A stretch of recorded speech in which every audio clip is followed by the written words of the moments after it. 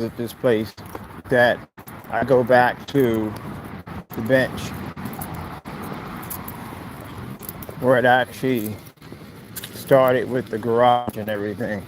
I do miss the garage, so I do miss it.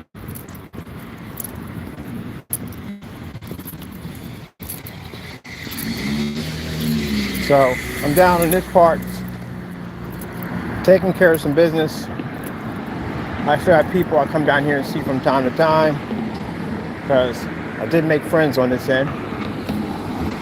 So came from over there, seeing what they're doing. There's a downtown area down there. Took a lift down here from on the upper end where the airport's at down to this section down. Man, I tell you, I made a lot of decisions on this bench. A lot of praying with the Lord on this bench. A lot of stuff happened on this bench.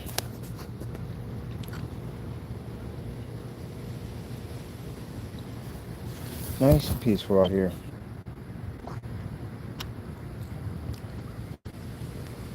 Not doing any work videos or anything like that. I'm just out here just relaxing. That's basically about it. Not talking about products or nothing like that. That's for Monday morning. And new PC bills are for Monday morning. It's just about coming out here and just sitting back and just relaxing. Looking at the whole, revisiting back where I came from the beginning.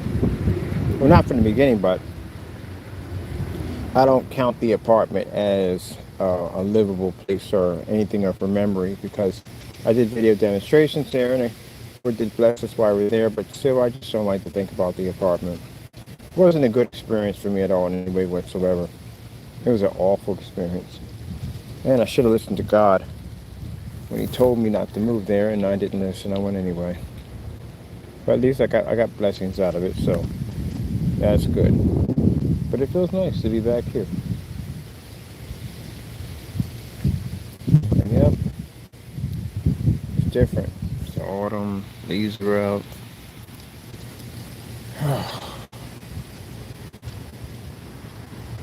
And nothing really people to talk about at all, period. I was out here just enjoying the scenery. Came back to see some old friends I haven't seen in a while.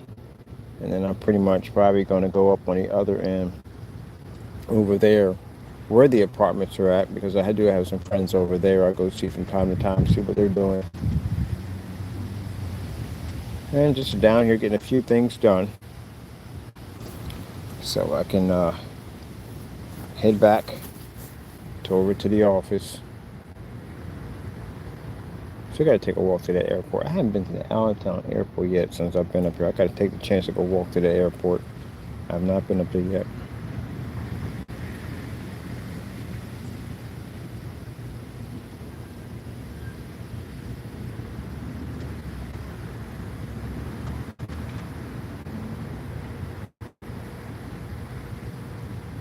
I'll tell you one thing. It is a interesting feeling. Definitely different from one that I'm used to. For when I was out there sinning, carrying on and acting up, I would have had no remorse for anybody whatsoever. It was just unheard of to have remorse for anybody. And the fact that through everything that we went through with this guy, we are now trying to keep him out of jail. Literally trying to keep him out. I do believe in second chances. Even if a person were to stab me, I do believe in giving them a second chance. That's when you test it. That's when God tests you. Sometimes God will put you, have somebody that will try to make your life miserable. Just to see if you can forgive him as Jesus would forgive you. Like I said, we still have to go file the lawsuits. We're going to do that. We have to. These are just lawsuits. They're not basically prison time. So these are just that. You know. And then I have to try to persuade and talk to some of my other family members to get them to push them in a different direction. But, you know, he finds God at the end of the day. They can't touch him. Nope.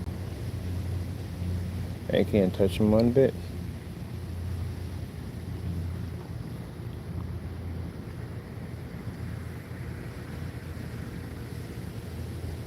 So it just shows at the end of the day that the Lord does protect his people, watches over his people. That the devil and who the devil may use can't rise up against you. They can't. And I know that because I know plenty of times when I was out there running out there, I had threatened Christians because again, I had no fear of God. And I couldn't touch them. None of them. At all. Matter of fact, things just got a whole lot worse for me in the end. I learned from that experience. I know the outcome of what's going to happen when you do stuff like that. And you do work with the devil, when you do basically listen to the things he tells you to do. I know exactly what's going to happen because it happened to me.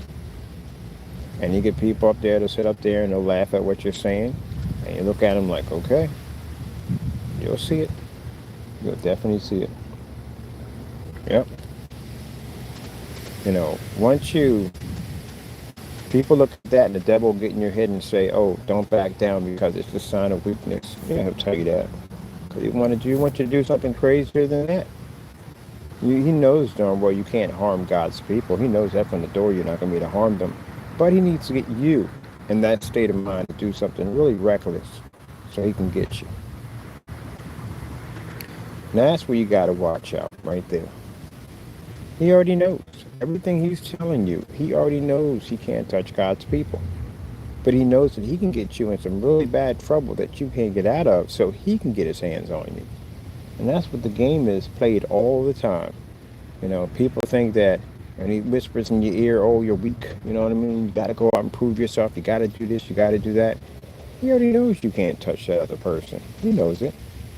He just needs for you to do something really, really stupid so he can get them talents deeper into your flesh. And every time you listen to him, he just sinks those talents deeper and deeper into your flesh. Hopefully to pierce your heart so he could take you. And that's why I explained to Mr. Fernando, you got to find Jesus. Because if you don't, he ain't giving up on you. He already had a taste of controlling you. He's had that taste already. He wants more. And if he's not going to point you in my direction, he's going to point you in somebody else's direction. And it could be in the direction of somebody who will not take you to court, who will not try to work with you. And he may point you in a direction with somebody that could potentially come and hurt you. That's what he could point you in, easily. Because he can, once you start feeding in on that hatred, the minute that hatred pierces your body, you got to pray and put it in God's hands because the devil is waiting for that opportunity to use that hatred to put you in a bad situation. You know, when you watch cops on TV, you just see a bunch of people doing crazy stuff. Christians see it different. We see the devil. We see the devil influencing people's minds and making them do things in the day. Because God's right there telling you not to do it. You could be in a car and you can have a gun in your glove compartment. And someone could cut you off. And that may make you upset. And the Lord will say, leave it alone. Don't bother with it. Don't even think about it. Don't even think about it. Get it out of your head. Get that gun out of your head. Don't even think about it. And the devil go, man, you got to go do something about that. You can't let them get away with that, so and so. Yeah. And there'll be more than one demon in that situation because there's a demon in that person's car messing with them too also. God will tell him, hey, roll down and apologize and say, hey, look, I'm sorry I cut you off, so and so, my bad. But the devil will tell you, man, you ain't got to tell nobody nothing. Who is he at the end of the day? See how fast and how quick the devil can get that, and his minions can get that, escalate that quick. Now, someone cuts you off, and they come down, you get close to them, you calm yourself down, and they're listening to the Lord, and they say, hey, fellow, I'm sorry. I didn't mean to cut you off, so and so and so. My apologies. And you go, oh, no problem. At the end of the day, you'll agree with them, too. You know, it's not a big thing at the end of the day. Y'all go your separate ways, and that's the end of it. And the devil lost that game. Or, in another scenario, The devil can come in there and God cut you off, and he can go, oh, you got to take care of this. You got to take care of, you don't have this nonsense. And you can pull up to the light next to this guy, and the devil get in his ear, so whispering to him also too, and could easily say to him, I'll bring this down for you because somebody walking by.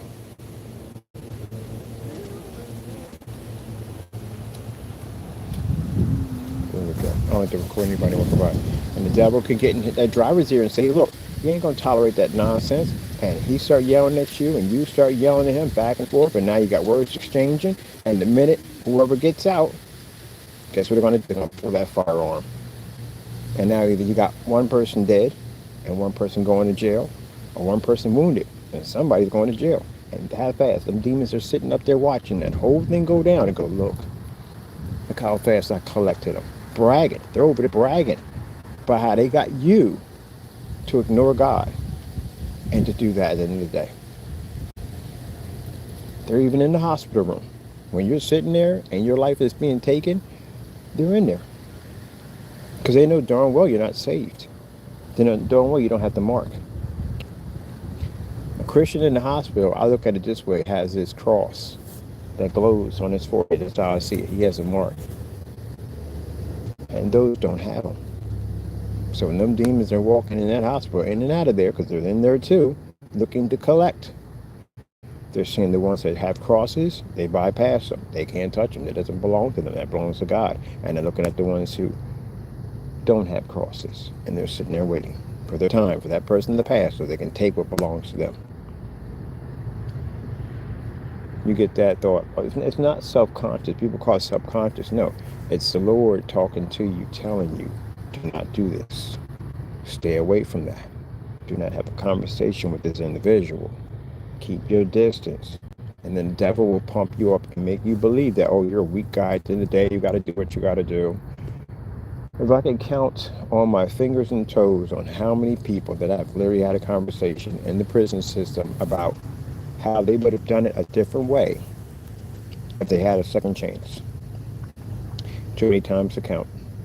Too many times to count. If I just stayed in the house and I just didn't go out there, he would still be alive. I wouldn't be in jail. I've heard it millions and millions of times. Of regret. A speech of regret. Every single time. Yep. Could have won a different way. I was 16. If I had just stayed out of the neighborhood, because I did get invited from a family member that lived in the suburbs, if I had just went to the suburbs and stayed out there and stayed out of trouble, I would have basically got a chance to enlist in the military, because that's what I wanted to do. I wanted to go to the military. And I didn't get the opportunity because I messed it up. Because I wanted to be in the neighborhood. I didn't want to be in some nice suburban area. I wanted to be out there in the hood with my friends, carrying on and acting up. And yep, there you go. You gotta be careful. When you get upset, the minute you get upset, the devil's there already. Just remember that. The minute you get upset and get angry, the devil's already there. The Lord's there too. The Lord's there too, telling you, calm it down. Don't get upset. Don't get angry. Don't lose your temper. Calm down. Relax. The Lord is telling you. And the devil's right there too. All right, people. I'm enjoying my time here on the bench. And I'm going to walk back up here and see my friend, because he should be just now getting up. And a little conversation, talk with him for a little bit. And I'm going to go pop back over to the office. I still have some things I'm setting up over there for Monday morning. And then after that, I'm going to go over to family and sit down with them and see how they're doing. Probably get something to eat and have some fun over there for a little bit. And then, just go about my day. Just want to let y'all know that we don't hate Fernando. We don't. We have no hatred for him. I know on camera sometimes, but then again, like I said, I got to be careful about emotions. You do have to be careful about that. But you got to remember, this guy prosecuted me for like 6 years. Everything under the boat. We didn't know him at all, period. We knew nothing about him when he first bumped into us. Didn't know him at all. You go back to my old videos, he doesn't come up in any of the old videos because we didn't know him. He just started this whole thing with us out of nowhere. because we refused to give him what was in the ingredients in our product, and we refused to. I'm selling my product. That's what I'm doing. That's what the Lord directed me to do, and that's what I'm doing. And in the end, turn around, he ended up selling the product himself. So all that started because of that. So that's why I say, if you look at the outcome of it all, that you'll see people who follow these regulations of the devil and doing his will, that no good comes out of it. Their hands cannot be blessed. Their business will not prosper. Our next stage right now is once I get everything set up in the office, and that's done, we're almost near our end of our deadline, which is in 2025. We're ready to go to start setting up the new technology. We're going to start the process of renting out a warehouse, renting out a showroom to show off the stuff we've been working on. I've got my patents and copyrights and trademarks coming in pretty soon to get all that set up, because it takes time to do all that, to get that paperwork. That takes a little bit of time. You don't get it overnight. So that's to move on to the next stage to go where we have to go. I told you that when we was in that garage, the Lord had plans for us. The next stage was to get into an office, get into the mainstream, where we can bring people back, clients back, and show up our products. And that's the road we're traveling on. And they tried. They tried to take it from us. But you can't take away a blessing from a Christian. You can't. You're just going to bring sorrow, thorns, and thistles to your life. That's what you're going to do. I'm happy in a way because he is gone, but it's happy in a way also too that the fact that we can handle this in a Christian way, because we still have to go to court and we still have to go to court over this. A lot of stuff was done, a lot, so we still have to go to court over this. But our goal now is to keep him out of prison. That's the goal. We have to sue him, that is true, but the goal is to keep him out of the prison system, because he should be able to grow old with his wife and his kids and all that. He should be able to. So that's what we're going to work on Monday, and then after the holidays, I'm going to talk to a few people on the proper channels to go through to just keep it in the lawsuit area and just keep it out of the prison system. Whew. Yep. That was in there in my head, messing with me right now, telling me, oh, that's not fair. You know, he did this, he did that. He deserves this, he deserves that. He deserves to go to jail. He deserves to suffer. Yeah, I'm hearing them. I'm ignoring them. And you got people on YouTube right now that are angry with my decision because they're saying at the end of the day, no, throw them in jail. I know what type you are. You're demons at the end of the day. You're instigators. That's what you do. You get things started. We know who you are. God knows who you are. You keep it up, instigating for the devil. Remind you what I told you. What basically is whispering in your ear right now, telling you things that you should not be doing, and the outcome is coming for you, which is not going to be good. It all ends horribly. That's what it does. It all ends horribly. No one basically serves the devil and ends up living a wonderful life. It all ends horribly. Whether it's on this earth or whether it's on the next, it all ends horribly. All right, getting a little cloudy out here. I'm gonna get me a little walk in real quick. And then you guys, wonderful Sunday. Give praise to the Lord. Be happy that you're blessed to be able to wake up and see another day, because it doesn't have to be that way. And God bless.